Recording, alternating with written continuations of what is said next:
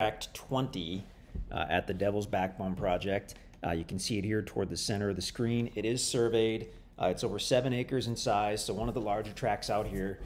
Good access to Tract 20. You've actually got easement road frontage along the entire north side and basically the west side as well. And then if we'll zoom out a little bit here, the green shaded areas are the Mark Twain National Forest, so you've got direct frontage along the entire east side for about 250 feet. And actually, you're just a few feet from the National Forest to the northwest of the property as well. So we've got the easement road system, which is kind of shown as the purple line. And then this other little line, it's another easement, but it's more of a trail. And that kind of leads right to the National Forest. So you've got that literally directly kind of across the road, I guess, from the property. So you can set up your own private home or cabin or campsite on your own acreage. And you've got just direct access into the National Forest. And if we zoomed way out, you'd see that there's a large chunk on the east side, around 500 acres, I believe, of National Forest. And then on the west side, that's kind of the bigger. The National Forest is in multiple tracts, and this tract over here to the northwest is 40 or 50,000 acres. It's huge. But Tract 20 itself is kind of special because again, you come in on the easement road off of the county road, and you can see the other maps and whatnot to see how that is situated. You'll come up to the property, and it basically, you're with the Mark Twain National Forest on the left, and then bam, you're at the property on the left.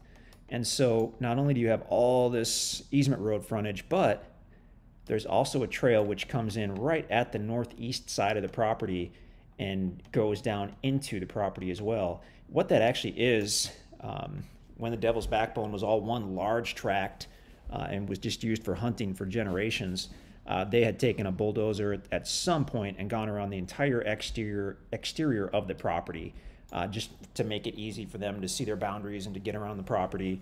And so that comes in handy on this tract in particular because you can pull a vehicle right off this easement road if you want to onto that cleared area.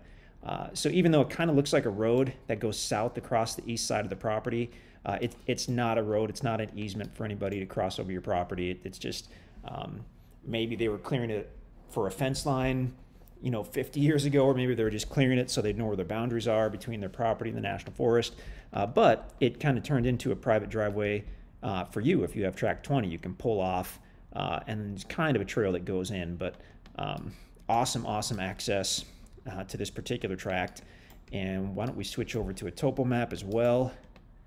We're using the MapRight interactive map. You'll find a similar map on the listing page. So this property is going to be the highest on its west side over here, and slopes down as you go easterly, or more accurately, since you're probably going to be coming in from the east, it's going to be the lowest at the east side and then rises up as you continue and you go to the west. So you can see on the topo map this kind of blue line here, and I think that's actually, I'm going to MapRight to turn on the water feature layer, and it should automatically, if that is, whoops, let's do this. There we go. Yeah, so that popped in. So it does kind of show it as a creek bed. It's going to be a wet weather creek bed. Most times that we've been out there just hasn't been any water there, but the fact that it's referenced on the topo and on MapRight means there could be from time to time. So that's going to be the lowest part of the property on the far east, and then going westerly it rises up. But interestingly, if you look at the spacing on those lines, pretty good distance between those contour lines. So that means it rises up gradually.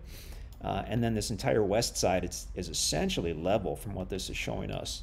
So very usable property. Obviously, you'll have setback distances from the easement road on any tracks out here, but you'll still have more than enough area to build a large house or a cabin or whatnot on this property. And having better access to the National Forest than almost any tract out here is pretty amazing as well. So really neat. That's Tract 20, good sized property. If you have any questions, just let us know.